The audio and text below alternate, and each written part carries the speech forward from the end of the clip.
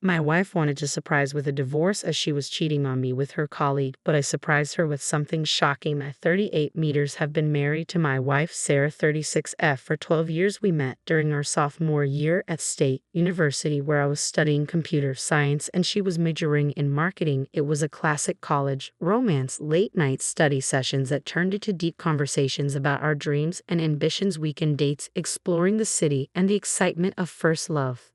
Sarah was always the more outgoing of the two of us. She had a way of lighting up a room with her smile and making everyone feel at ease. I, on the other hand, was more reserved and focused on my studies, but somehow we balanced each other perfectly. She brought me out of my shell, and I helped ground her when she needed it. After graduation, I landed in an entry-level position at a promising tech startup. The hours were long and the work was demanding, but I was determined to make a name for myself in the industry. Sarah was incredibly supportive during this time. She took on various part-time jobs to help make ends meet while I focused on building my career. As the years went by, I steadily climbed the corporate ladder. Late nights at the office became the norm, and weekends were often spent catching up on work or attending networking events. Sarah was always there cheering me on and managing our home life. She'd have a hot meal waiting when I got home, no matter how late it was, and she never complained about the long hours I was putting in. 5 years into my career, I was promoted to a senior management position. The increased salary allowed us to buy our dream home, a beautiful 3-bedroom house in a quiet suburb. We talked about starting a family, but we both agreed to wait until my career was more established. 2 years ago, at the age of 36, I was appointed CEO of the company. It was a dream come true, the result of years of hard work and sacrifice. Sarah organized the surprise party to celebrate, inviting all our friends and family. I remember looking at her that night, seeing the pride in her eyes and feeling like the luckiest man alive. However, as I reached the peak of my career, I began to notice changes in Sarah. The bright spark in her eyes seemed to dim, and her usual enthusiastic support of my achievements became more subdued. One evening over a dinner she had barely touched, she confessed that while she was proud of my success, she felt like she had lost herself in supporting my dreams. "I love you," she said, "but I need something for myself. I want to join the workforce to pursue my own ambitions." I was surprised, but supportive. I had always seen Sarah as a capable and intelligent woman, and I thought she would thrive in a professional environment. I offered to help her find a position at my company, thinking it would be a good starting point for her career. Sarah was hesitant, at first worried about nepotism and wanting to prove herself on her own merits, but after discussing it further, we agreed that it would be a good opportunity for her to get her foot in the door. I made it clear to the HR department that Sarah should be treated like any other employee and not given special treatment because of our relationship. Sarah started as an entry-level marketing assistant about 2 years ago. From the beginning, she threw herself into the role with enthusiasm. She worked hard to learn the ropes and quickly became known for her creativity and attention to detail. I made sure to keep our work relationship professional, treating her like any other employee. When we were in the office within a year, Sarah had proven herself to be an invaluable member of the marketing team. She was promoted to junior marketing manager based on her own merits, and I couldn't have been prouder. She was flourishing in her new role, coming home excited to tell me about her projects and ideas. For a while, everything seemed perfect. We were both successful in our careers, and our relationship felt stronger than ever. We would often discuss our work over dinner, bouncing ideas off each other and celebrating each other's successes. However, things started to change about 6 months ago. Sarah began staying late at the office more frequently, citing important projects and deadlines. At first, I didn't think much of it. I knew how demanding work could be, and I was glad to see her so dedicated to her job. But as the weeks went by, I noticed other changes. Sarah became more distant and distracted at home. She was constantly on her phone, guarding it closely and angling the screen away from me when I was nearby. When I asked about her day, her answers became vague and evasive. My suspicions grew when I overheard a phone conversation one evening. Sarah was in our home office speaking in hushed tones. I heard her giggling and using pet names I had never heard before. When I entered the room, she quickly ended the call and claimed it was a work-related discussion with a colleague. I tried to dismiss my doubts, telling myself I was being paranoid. Sarah and I had always had a strong, trusting relationship, but I couldn't shake the feeling that something was off. Last month, unable to ignore my suspicions any longer, I decided to do some digging. I knew it wasn't the most ethical thing to do, but I felt I had no choice. I asked a trusted friend in the IT department to discreetly check Sarah's work emails. I hated invading her privacy, but I needed to know the truth. What my friend found confirmed my worst fears. There were numerous flirtatious exchanges between Sarah and her colleague Mark, 34 meters, who was also married. They had been working closely on my project for the past few months, and their emails had gradually evolved from professional to personal and to explicitly romantic. I was devastated but decided to keep quiet and gather more information. I hired a private investigator to follow Sarah and Mark. The Pie's reports were like a punch to the gut. Sarah and Mark had been meeting at a hotel near the office twice a week for the past 3 months. The Pie provided photographic evidence of them entering and leaving the hotel together, looking intimate and comfortable with each other. But the worst was yet to come. The Pie also discovered that Sarah had been meeting with a divorce lawyer. She was planning to serve me with divorce papers on my upcoming 39th birthday, which was just 2 weeks away. The woman I had loved and supported for over a decade was not only cheating on me, but also planning to blindside me with a divorce on my birthday. I was in shock. I felt betrayed, angry, and profoundly hurt. I couldn't believe that Sarah, who had been by my side through thick and thin, could do this to me. I spent several sleepless nights trying to figure out what had gone wrong in our marriage and how I had missed the signs. After the initial shock wore off, I knew I had to act fast. I couldn't let Sarah blindside me with divorce papers. I contacted a high-profile divorce lawyer and started preparing my own divorce papers. I made sure to document all the evidence of Sarah's affair and her secret meetings with her lawyer. My lawyer assured me that with this evidence, Sarah wouldn't be entitled to much in the divorce settlement. As I worked with my lawyer to prepare the divorce papers, I also started planning how to confront Sarah. I knew I couldn't just let her continue her affair and go through with her plan to surprise me with divorce papers. I wanted her to feel the shock and humiliation that I had felt when I discovered her betrayal. That's when I came up with the idea of confronting her at my pre-birthday party at the office. I knew it might seem harsh or even unprofessional, but I felt like she deserved it after what she had done. I planned to expose her affair in front of our colleagues and serve her with divorce papers. Now,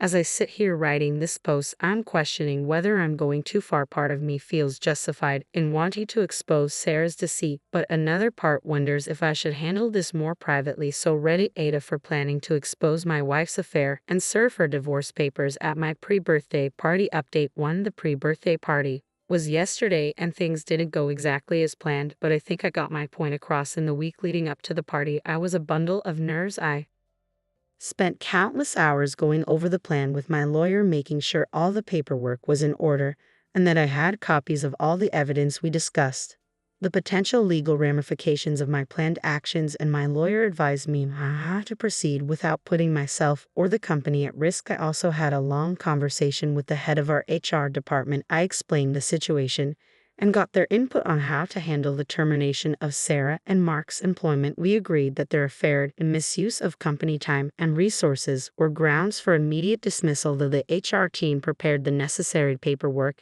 and was on standby for the party. As the day of the party arrived, I felt a mix of dread and determination.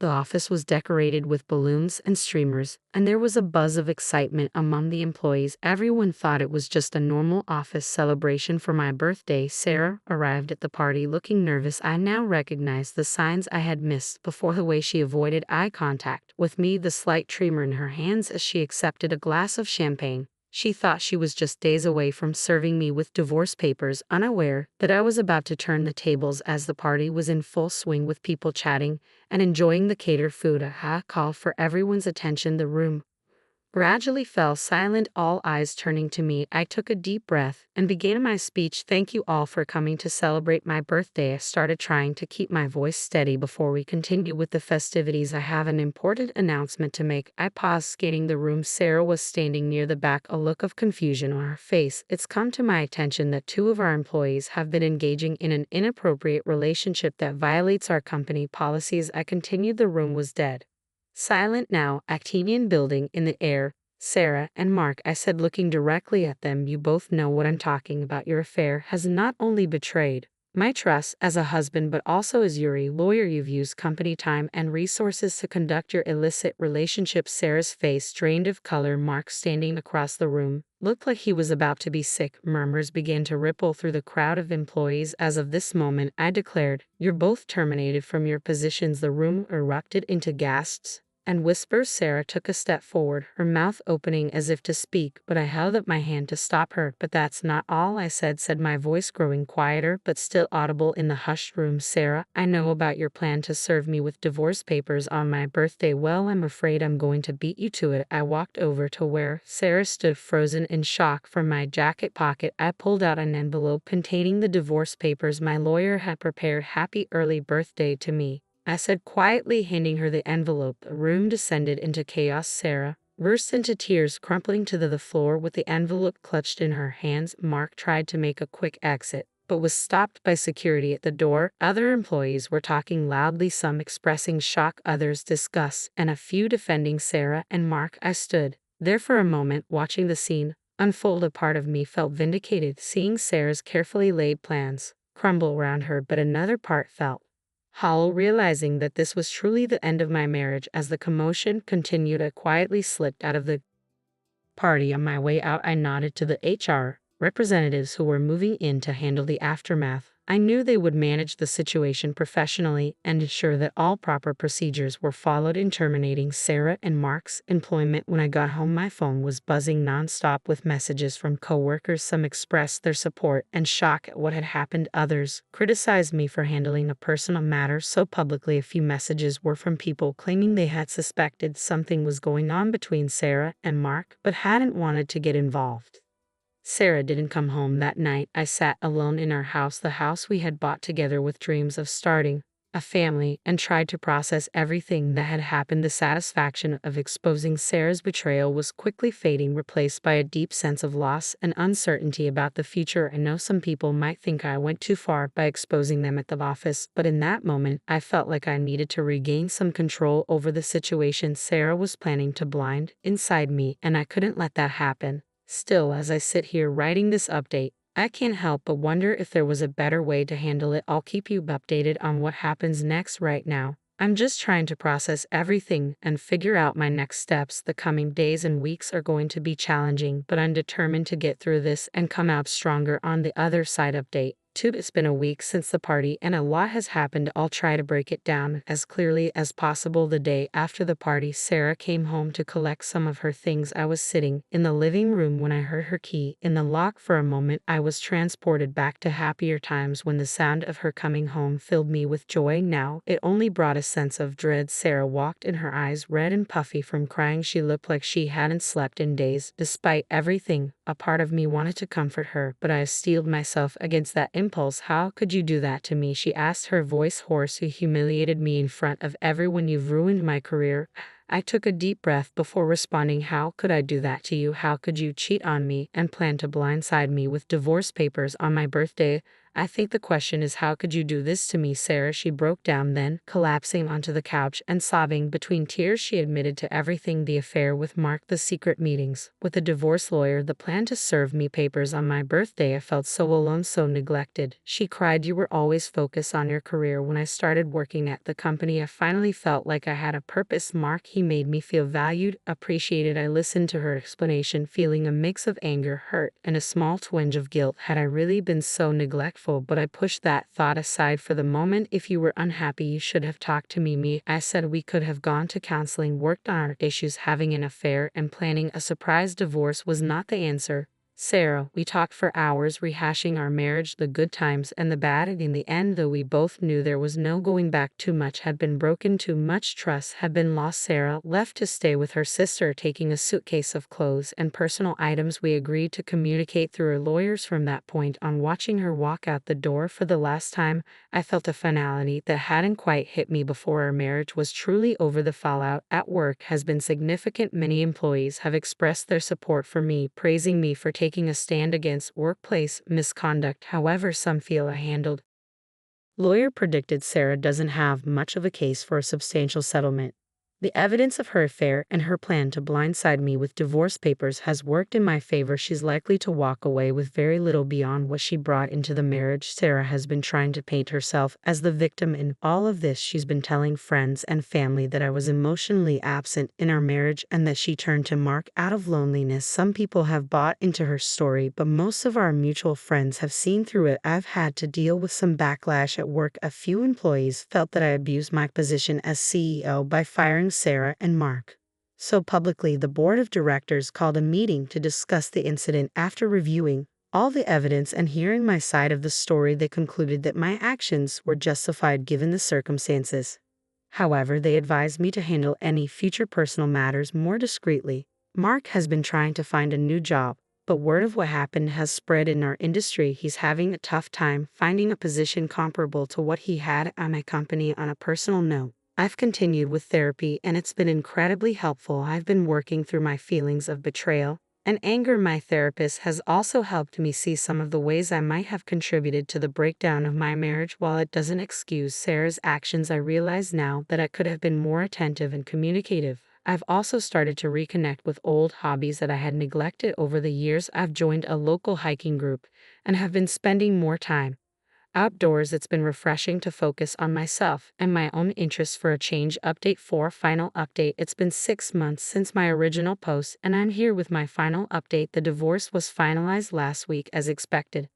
Sarah didn't get much in the settlement. She walked away with her personal belongings and a small amount of alimony for 1 year to help her get back on her feet. Sarah has moved to another city to start fresh. Last I heard, she's working at a small marketing firm. We haven't spoken directly since the divorce was finalized. Mark's life took a significant downturn. His wife divorced him and got primary custody of their kids. He struggled to find a job in our industry and eventually had to relocate to a different state for a lower-paying position. As for me, I'm doing better than I expected. The company has recovered from the scandal and business is going well. I've implemented new policies to prevent similar situations from happening in the future. Personally, I've continued with therapy and have made a lot of progress in dealing with the trauma of Sarah's betrayal. I've learned a lot about myself and what I want in a relationship. I'm not ready to start dating yet, but I feel more confident about my future. I've maintained my new hobbies and have even started volunteering at a local animal shelter. It's been rewarding to focus on giving back to the community. Looking back, I don't regret exposing